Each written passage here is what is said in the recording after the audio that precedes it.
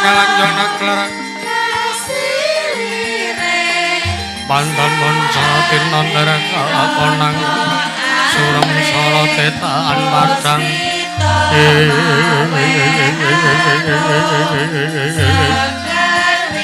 kasulan pacaring korna menggak ono kasaring mongso kadeka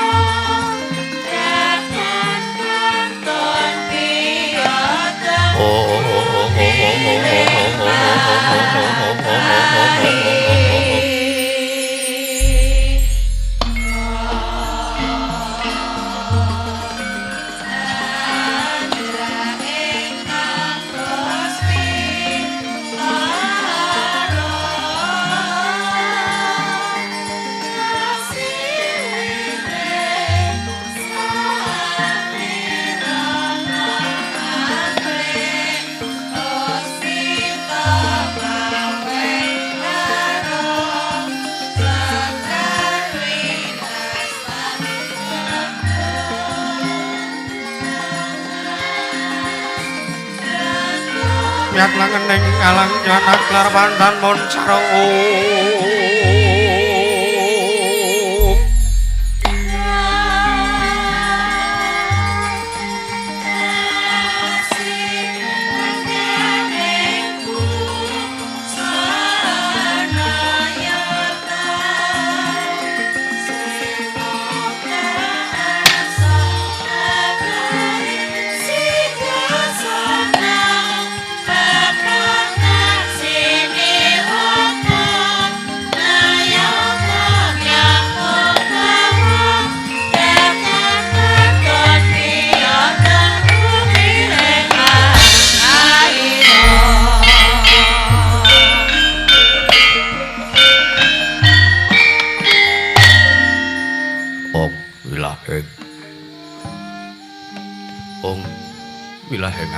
Mastu Purma Sidhem Aum Awiguna Mastu Purma Sidhem silat mringwang jagat karana sirang tandha kawisisaning bisana sono sinawung nanging meluk wis tumaksi lestantun lambang gundul sinandur putur kadela tulat ning abdeng parabdya wini suda trengkang dinama dama pinaradi tameng lalata mangga tekap wasananing gupita tawung renggeng pralambang matumpa-tumpa marma panggung manggeng panggunggung sang murwahing kota sedebyar dumadining wayang purwa purwakan kondo linarik runtuting basa tunggang kuna ngemus rasa yen narasaya karaos mulasare wang rasa wandi uruhing diri rasa rumangsa angrumangsani lir jalma angila kaca jarweh wis renakop caing carita lebet wis kagelar jroning pagelaran ya Gusti Jati amriksani pagelaran inggih purwa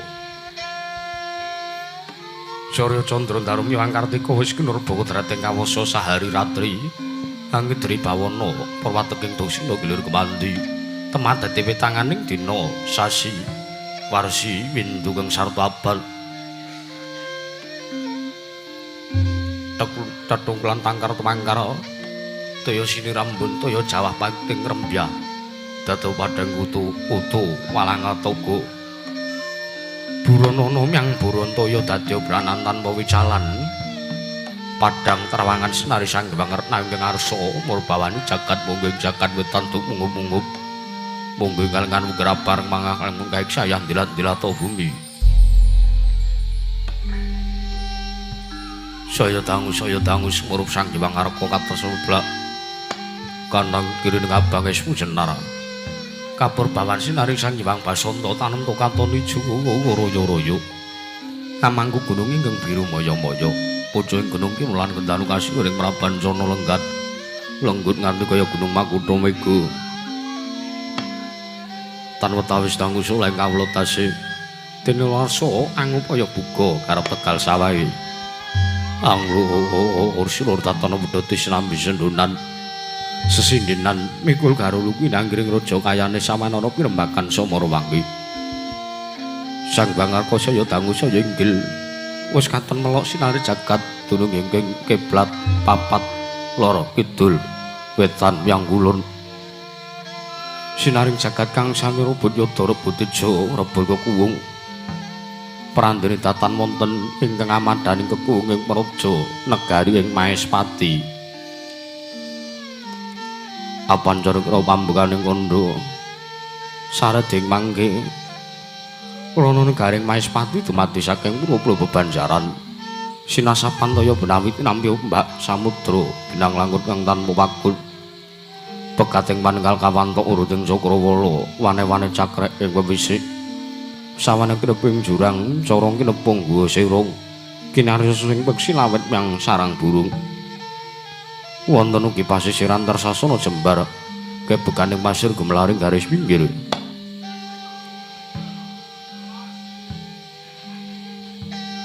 Panem tunggang rembuyung royo-royo karang kitri rewe-reweron kelapa bumi subur wasiten mawur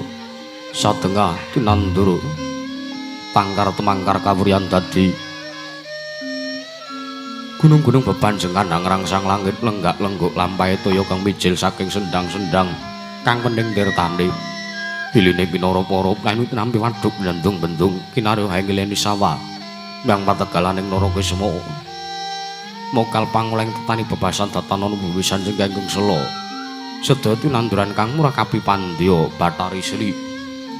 anggar pasabinan yayaruk misari kang pinangga pertiwi pategalan nggo kulit sing kang arembuyu godhongane ambek kowe nganti kaya manglung witande pala kewendhem pala kusimar pala gumantung sadotan kuciwa jinawi tukulan kang maweng sarasaning diri ingon-ingon raja kaya dewen sansaya ngrembaka lamun siang aglaring mangunan lamun wanci sarap suri samya mulih mrangkandangi dhewe-dhewe tatanana carane kandhang gunan sing palang lapet tebe saking tindak Durjana Cuti samya saiyek saeka kapti karo luring nusa bangsa tuwin negaring Mahespati kenging binasake negaring Mahespati nalika semulagi mancik marang jaman Cana Panjang munjung pasir pawukir jinawi gemari pah karo tata Turaharja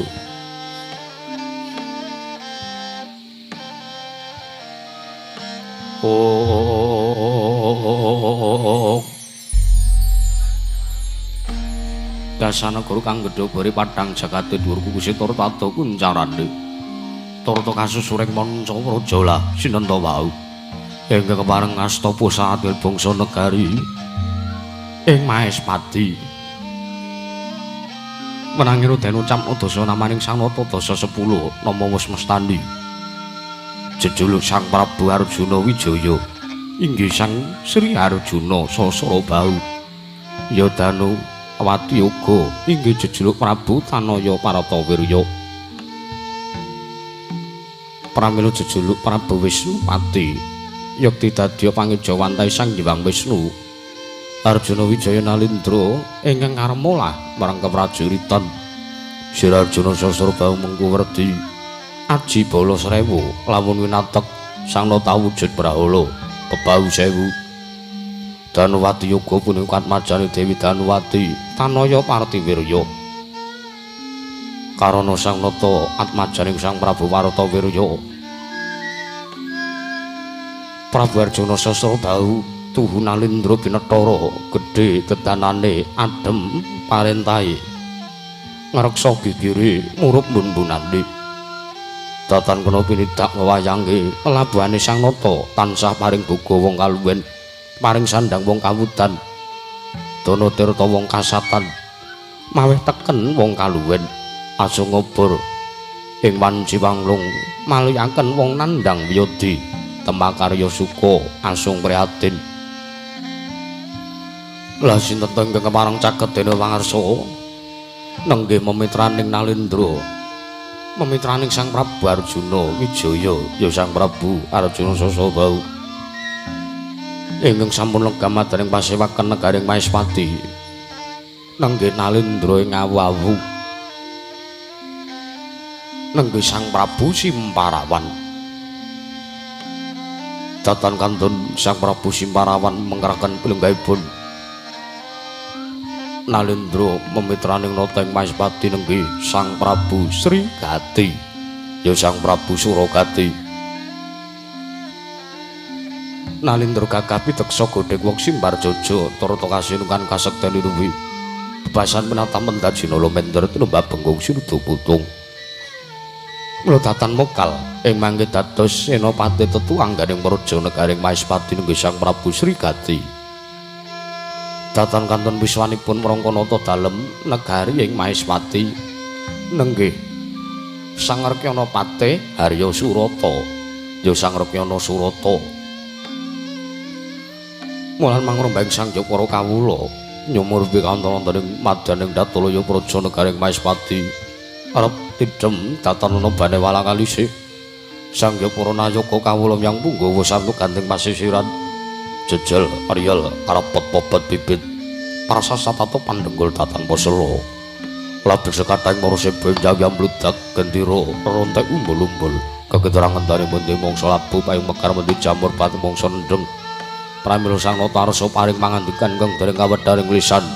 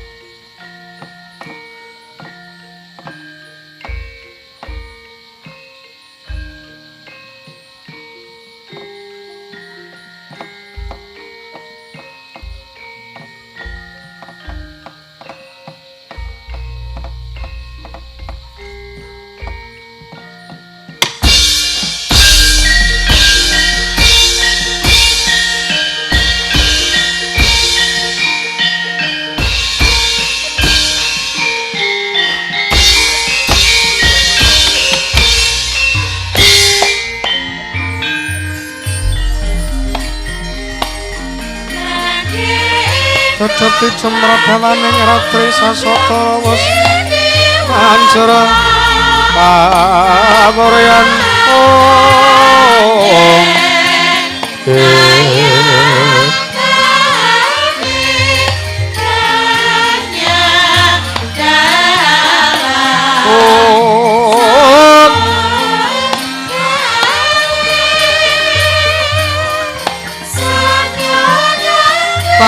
Siwa manis menggap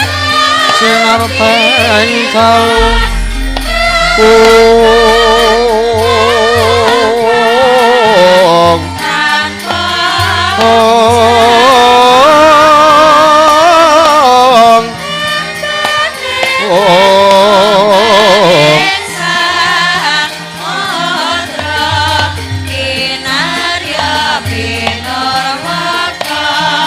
Kadang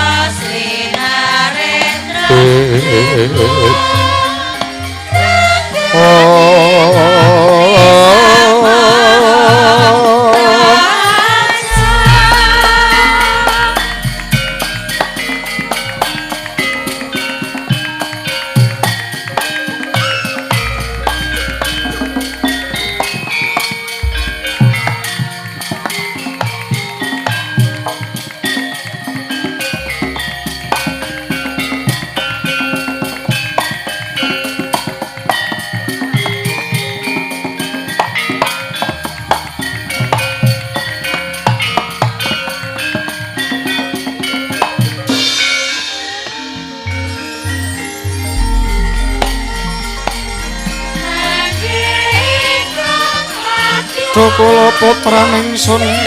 sire kulos lance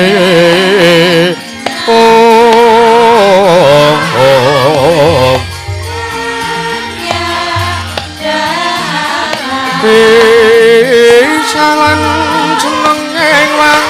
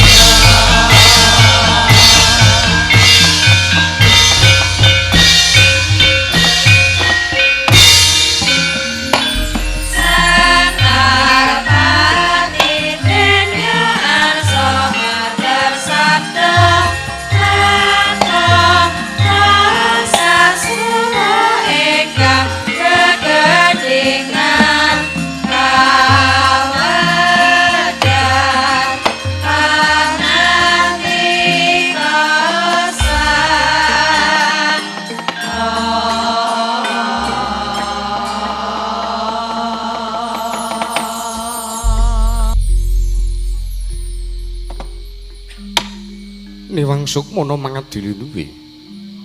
ana sasmintaning sun jagat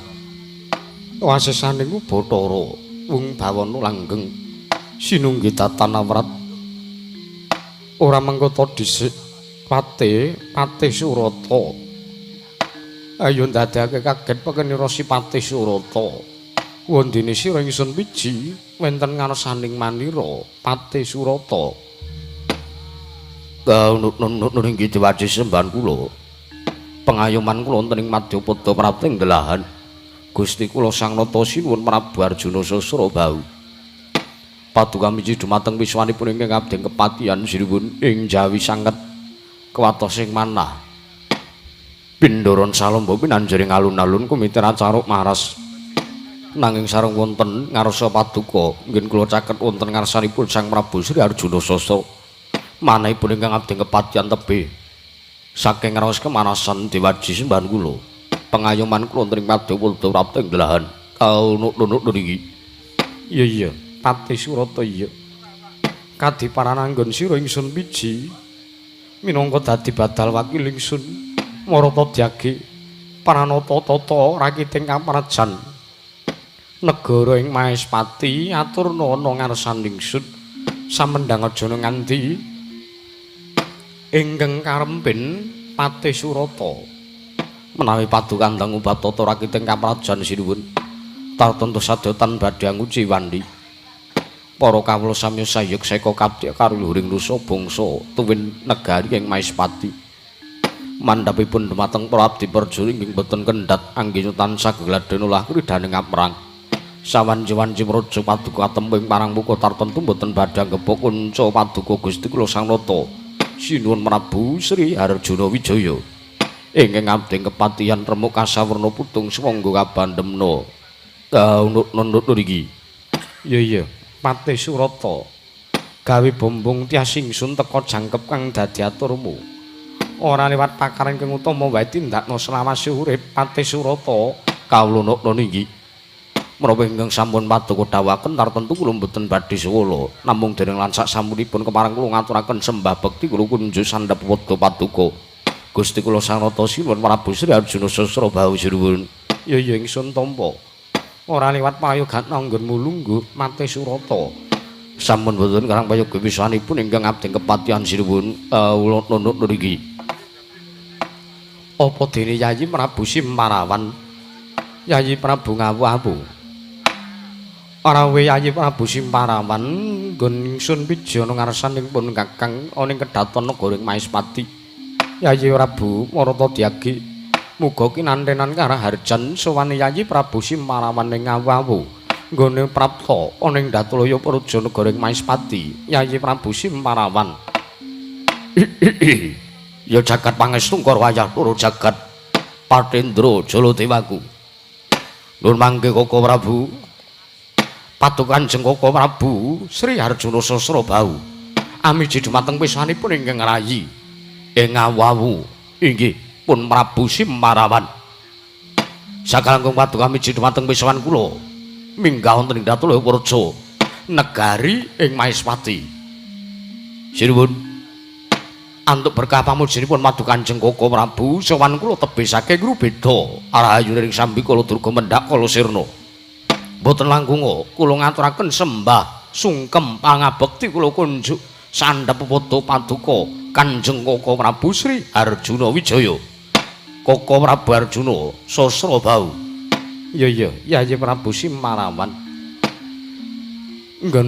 nggone ratur bekti ana ngarsaning ingsun ora liwat pudya pangestawan ingsun wae tampanana kawula niki sampun sanget damel bombong cas manahipun ingkang arahi ing Ngawu pun Simarawan Koko Prabu apa dene Yayi Prabu Srigati Yayi Prabu padha kanthi prayogakna lungguhira Yayi Prabu Srigati ya Yayi Prabu Suragati Yayi Prabu wah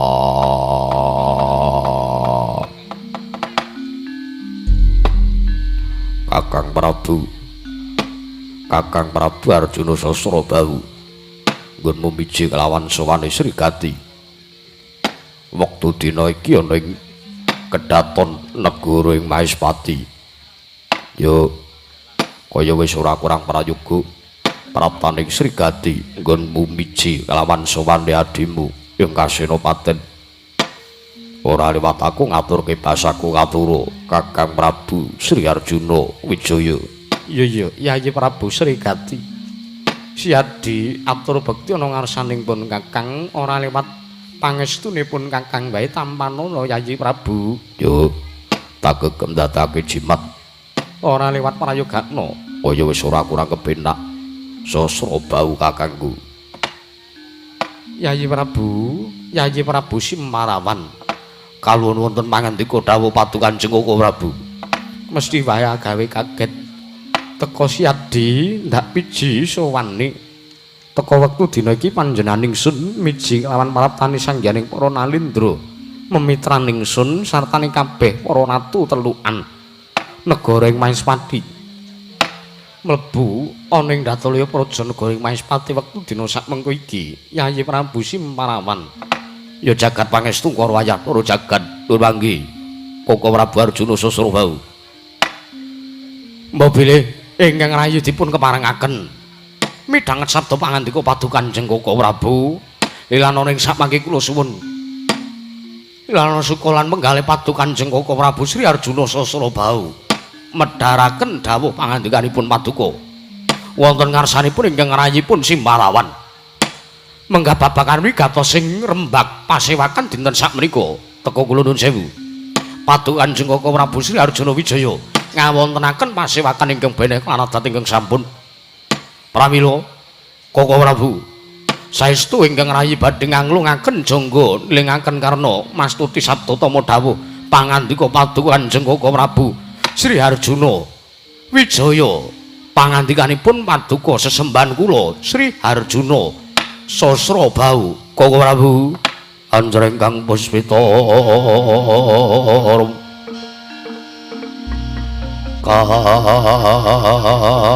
Kajiliring Samirana amre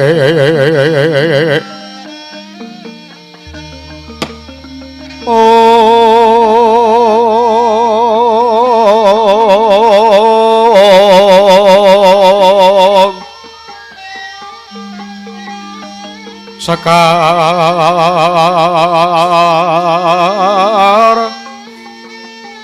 Kadung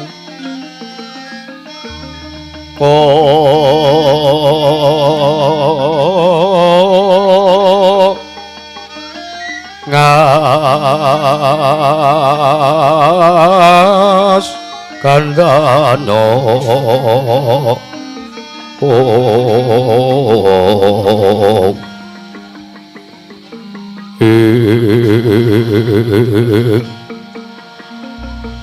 Mawe araras rataning driya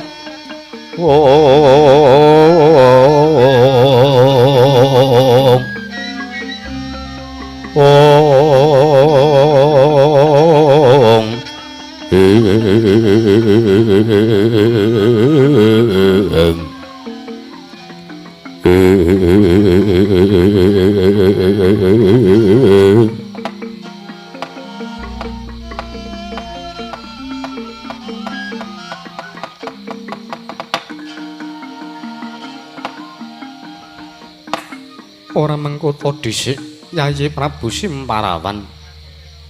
aja kaget yektine wektu dina iki panjenengan ingsun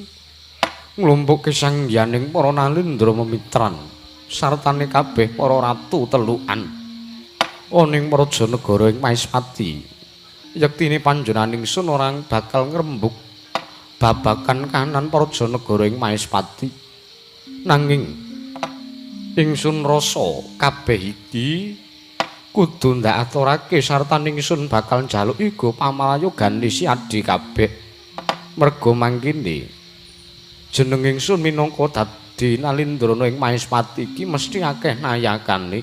luwih-luwih panjenengan ingsun iki duweni kadang memitran ya kuwi para nalindra mula kang saka kuwi wektu dina iki panjenengan ingsun mung bakal ngrembug babakan Nawala ingkang 3 dina kapungkur ya 3 ari kapengker wis ingsun tampa Nawala ingsun surasa Nawala iki Nawala ingkang wis diaturake saka Nalindra ing Magoda ya kuwi Prabu Citrasena surasaning Nawala Sang Prabu Citrasena njaluk senjata pitulung tumbak kenceng kelawan Nalindra ing Maespati ya merga sangka pokal gawene para Nalindra 1000 negara ingkang ngepung wakul binaya mangep negara ing Magoda ya disababake ingkang mandhegani Nalindra 1000 negara ingkang aran Prabu Darma Wisesa tetuangganing Nalindra 1000 negara ingkang kepingin ngayonake kelawan putri ing Magoda ya kuwi Dewi Citrawati kadange Werda Sang Prabu Citrasena Nalindra ing Magoda mula wektu dina iki Yayi Prabu Simparawan Yayi Srigati lan kabeh wae panjenengan ingsun njaluk iku pamrayogane si adi ya Yayi Prabu Simparawan kira-kira kepiye mengko yen to panjenengan ingsun bakal mboyong Sang Dewi Citrawati srana ngundurake Nalindra 1000 negara ingkang ngepung negara ing Magoda. Piye mungguhe si adi Yayi Prabu Simparawan. Ya jagat Wangesungkara nunamin pasang Kalimantabe. Tinebena ngilodo nidhumawing tawang tuwang. Linepaning tolak manu Koko Prabu nuwun sewu. Kula kinten ing sapmangke menawi padukan Kanjeng Koko Prabu Sri Arjuna Sasrabau badhe amboyong tuwin ngunduraken sangjaring para Nalindra 1000 negara menika estu lair lan batos ingkang rayi ngawawu sarujuk ingkang rayipun Simparawan mathuk tuwin kula cocok jeriyatanipun boten namung nentremaken kawonten-wonten praja negaring Magoda tartemtu ing sapmangke menawi kasil anggen paduka Kanjeng Koko Prabu ngunduraken sangjaring para ratu sewu negara ingkang ngepung wakul baya mangap negaring Magoda tartentu badhe ngrangketaken kekadangan ten pasederekan ugi memitran antawisipun sinuwun Prabu Citrasena ing Magoda kalian Gusti kula Sang Nata Kanjeng Koko Prabu Sri Arjuna Sasrabahu inggih paduka Kanjeng Koko Prabu Sri Arjuna Wijaya mriku ingkang sepisan lajeng ingkang angka kalih menawi paduka Kanjeng Koko Prabu Sri Arjuna Sasrabahu menika samangke badhe amboyong dumateng Sang Dewi Citrawati menika kula langkung mathuk menika kula langkung sarujuk jeratanipun kula nuwun sewu lho Koko Prabu mboten kateges kula ngiyas dumateng asma paduka Kanjeng Koko Prabu awit sampun mataun-taun paduka menika madhep nalindra wonten praja negari ing Mahespati dereng mengku sawijining wanita ingkang sakmangke kawengku minangka dados garwa Prameswari wonten praja ing Mahespati milung saking menika ingkang rayipun Simparawan sarujuk nanging kula nggadahi atur Yayi Prabu Simparawan duweni atur apa kok ora nuwun sewu menawi samangkestu paduka badhe ngunduraken sangjaring para ratu sewu negara tumuli badhe amboyong dumateng pun Dewi Citrawati Koko Prabu kula suwun kanthi sanget sampun ngantos paduka Kanjeng Koko Prabu tumindak piyambak anggenipun badhe ngunduraken nalindra sewu negari awit ngemuti bilih paduka menika nggadahi memitraning sangjaring para nalindra tuwin kathah para ratu-ratu telukan ingkang mapan wonten praja negari Mahespati tartentu mangke sagah menawi kasuwun tuwin kadawan sabiyantu wonten ngarsa paduka Kanjeng Koko Prabu mboten kateges kula menika ngiyas mboten kateges kula menika mestani bilih nalindra ing Mahespati menika nalindra ingkang jiring getih wedi mati menika babar pisan mboten nanging namung jagi dumateng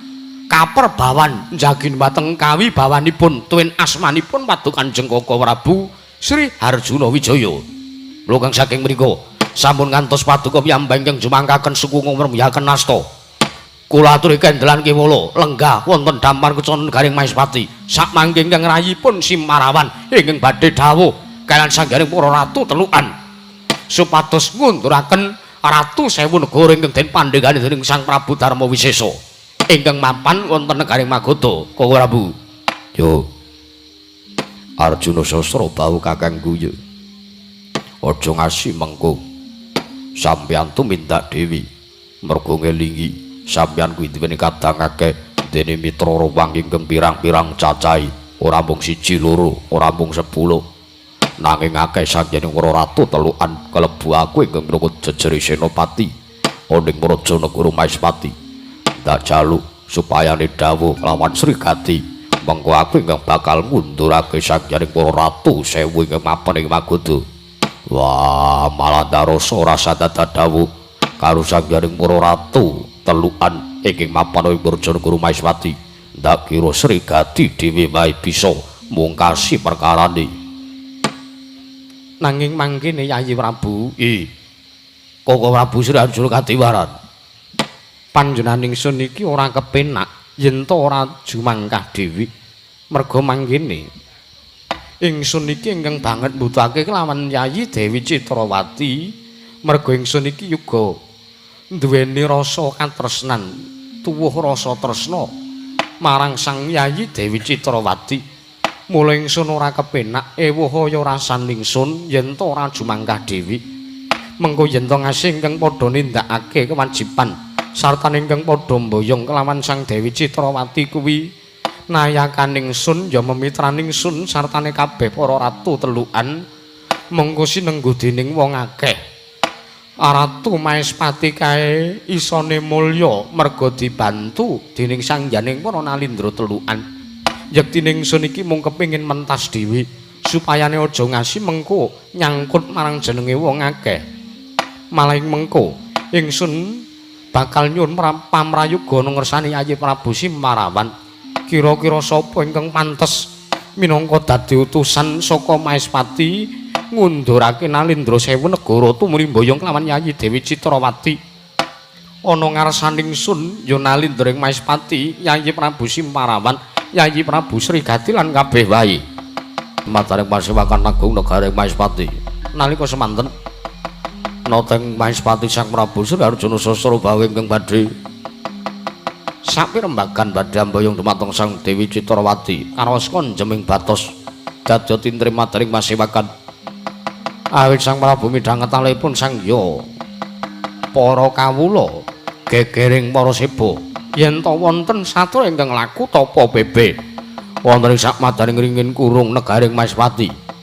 pramil tanggaping katuri Sang Prabu Sri Arjuna Sasrabahu arsa utusan kelawan Sang Rekana Patih Arya Surata kinarya miji pisanipun salah sawijining satriya mriku tanggaping katuri Sang Prabu Arjuna Sasrabahu andhawi dumateng Sang Rekana Patih Surata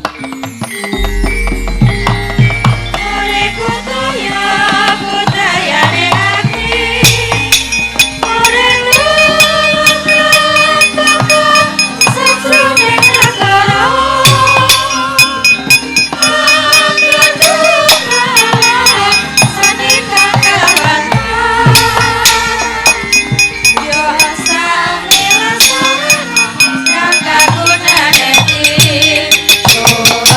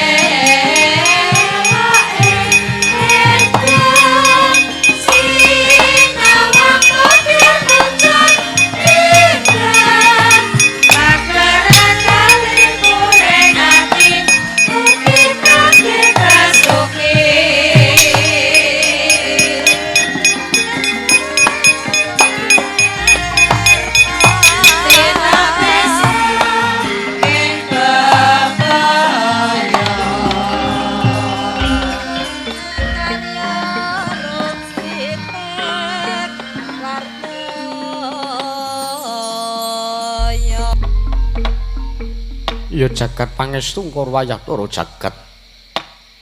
Ora mengkoto dhisik.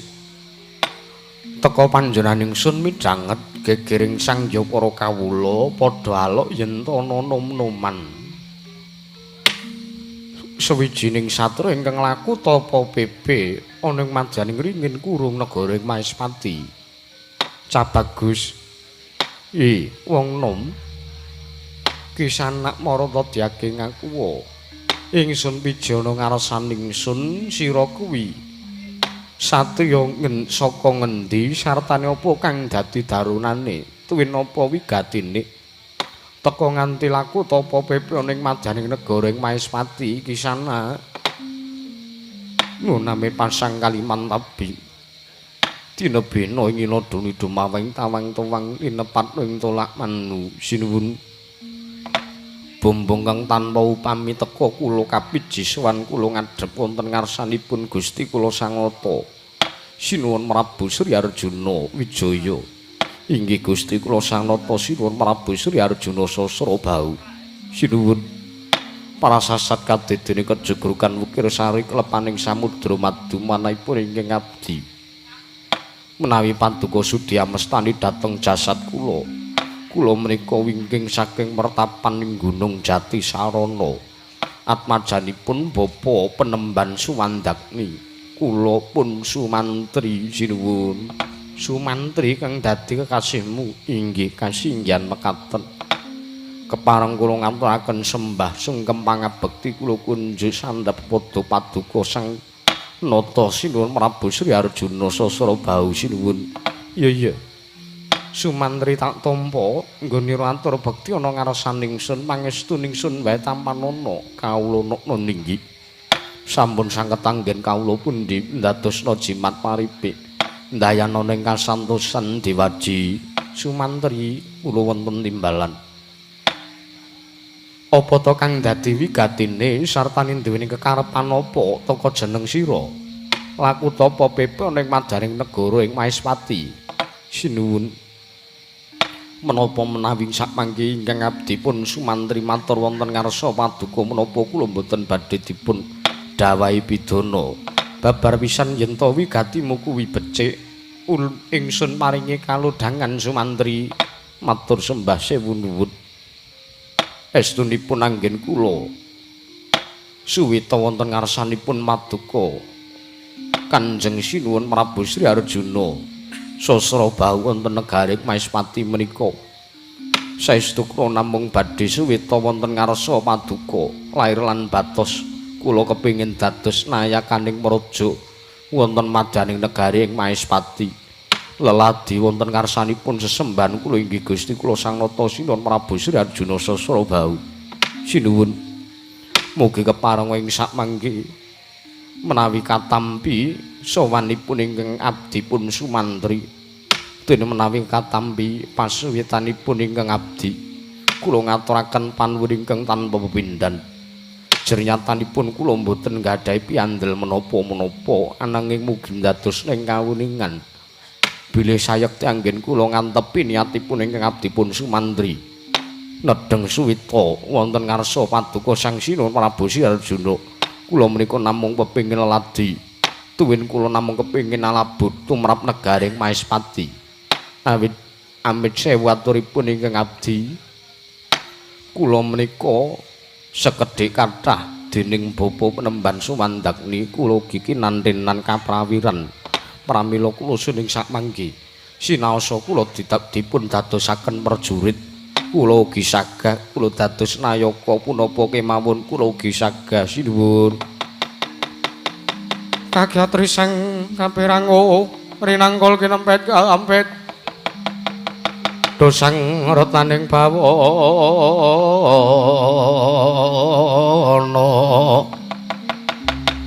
ya keto kang walang ati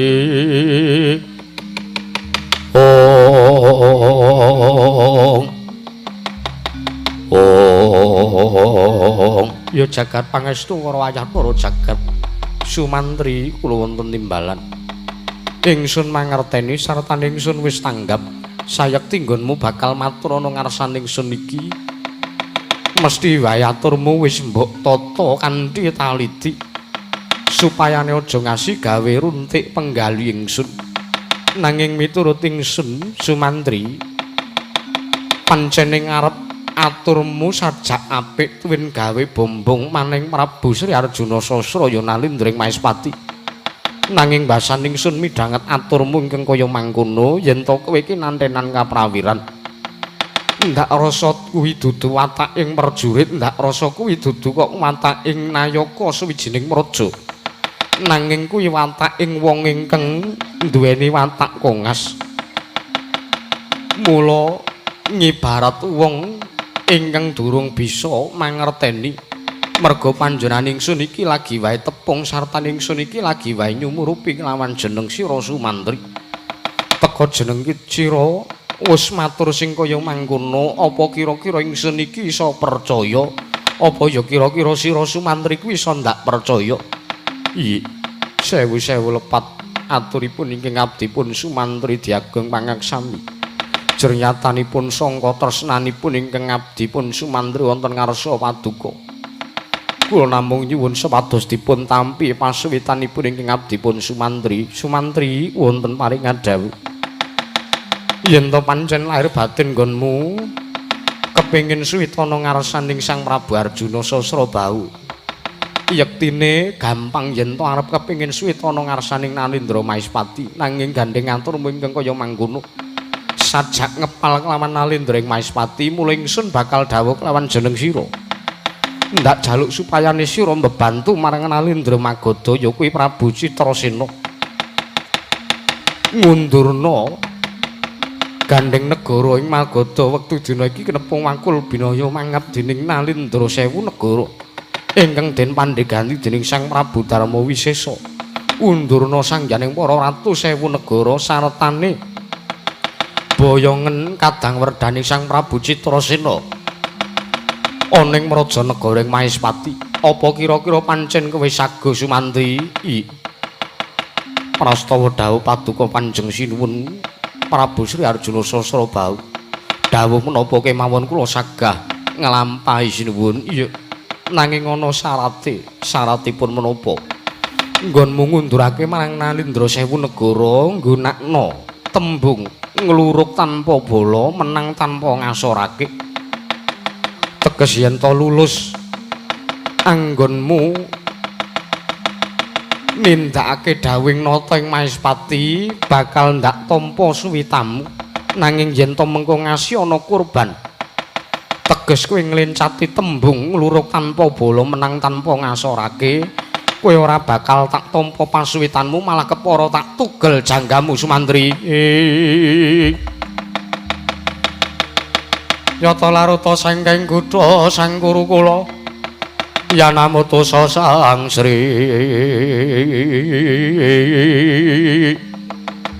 Oh sinau sawardi kaya ngapa kula sagah mangestu dawuh paduka Kanjeng Sinuwun Prabu Sri Arjuna Sasrabau. Pidhangetna tembung luruk tanpa bala, menang tanpa ngasorake iki kudu mbok ngerteni. Sartane kowe kudu bisa tanggap kelawan tembung iki. Inggih. Aja ngasi sira nerak macak nerajang wewaler. Yen to ngasi mengko Prabu Arjuna Sasrabau mangerteni. Ora nyawang sapa wae, ora bakal ana irip-irip kanggo kowe Sumantri. Bakal ndak wenehi pidana pati Sumantri. Nyuwun pamit madal pasilan sing ati-ati aja kaya bocah cilik Sumantri.